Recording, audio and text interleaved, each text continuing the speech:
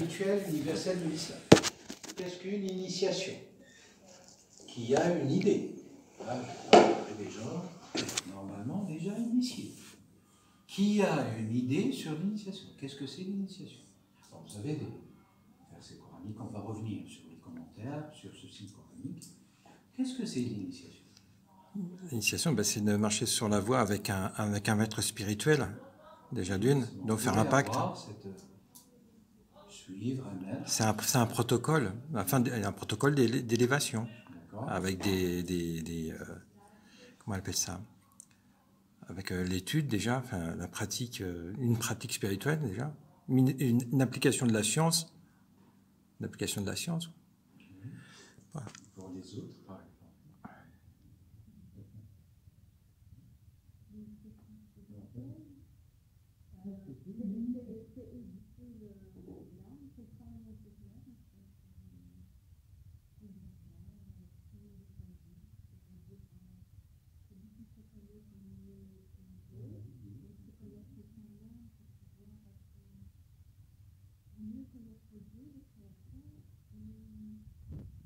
Oui, c'est purifier son âme, corriger ses mauvaises inclinaisons.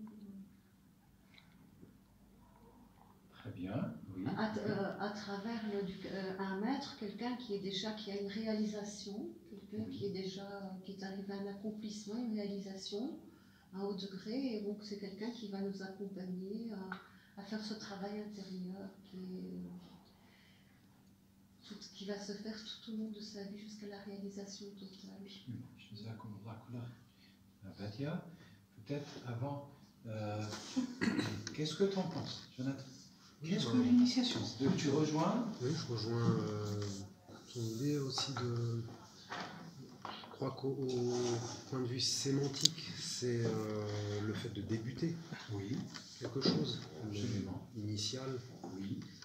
Donc c'est à la fois le fait de démarrer, de débuter, ou d'aider quelqu'un à démarrer. Absolument, initiateur, initiation. Marianne? Une phrase qui me vient à l'esprit, c'est accorde-moi de ton esprit de bénédiction. Voilà. Accorde-moi de ton esprit de bénédiction. Voilà, l'initiation, c'est une bénédiction qui va revêtre un être. Voilà. Alors, le terme initiation, bien sûr, sur le plan de la sémantique de manière générale, c'est de commencer quelque chose. Mais le terme, étymologiquement, signifie ouvrir quelque chose. Je prends et j'ouvre.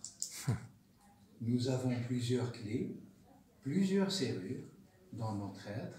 Et l'initiation, elle sert à quoi? Ouvrir, déverrouiller ces serrures qui sont dans notre être. D'où le terme initiation. Alors, bien sûr, là, je fais un passage éclair, si vous voulez, un terme en Occident qui a pris beaucoup d'ampleur par, si vous voulez, l'ampleur historique à la fois des confréries et des fratries du Moyen-Âge, voire même avec les écoles mystiques du Moyen-Âge chrétiennes, surtout chrétiens, etc.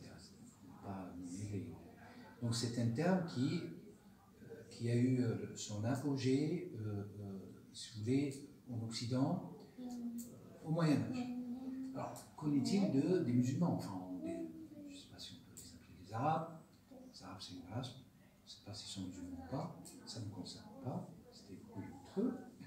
Ce qui nous intéresse, c'est ceux qui ont la foi. Et ceux qui ont la foi, ce n'est pas obligé qu'ils soient arabes. Et peut-être même ceux qui ne sont pas arabes ont beaucoup plus de foi, parfois. Surtout dans un cycle, on arrive dans un cycle qui est marqué par les renversements des valeurs, renversements des lois, etc. Donc s'initier, c'est de passer probablement par quelqu'un, par une baraka, quelqu'un qui porte bénédiction, donc une lumière qui nous dépasse, qui est au-dessus de nous, et que celle-ci nous impacte. In fine, c'est ça. Elle nous impacte, et par conséquent, elle déclenche quelque chose en nous. En réalité, elle ne fait que déverrouiller ce qui est verrouillé en nous. C'est ça la véritable initiation. Donc, qui est capable d'initier toute la question? Qui est apte à initier les autres? Donc, vous l'aviez dit, c'est un être enfin, qui connaît le chemin, qui s'est réalisé lui-même, etc., qui est investi. Il faudrait distinguer d'emblée l'initiation au sens occidental aussi, sur le plan philosophique, qui est une autre initiation. L'initiation de l'intellect et de la raison, au point de, vous avez par exemple Kant, le livre de Kant, La pure raison, critique de la pure raison, qui est une forme d'anti-initiation, initiation. On n'est pas sur ces plans de la raison. La véritable initiation, c'est l'être.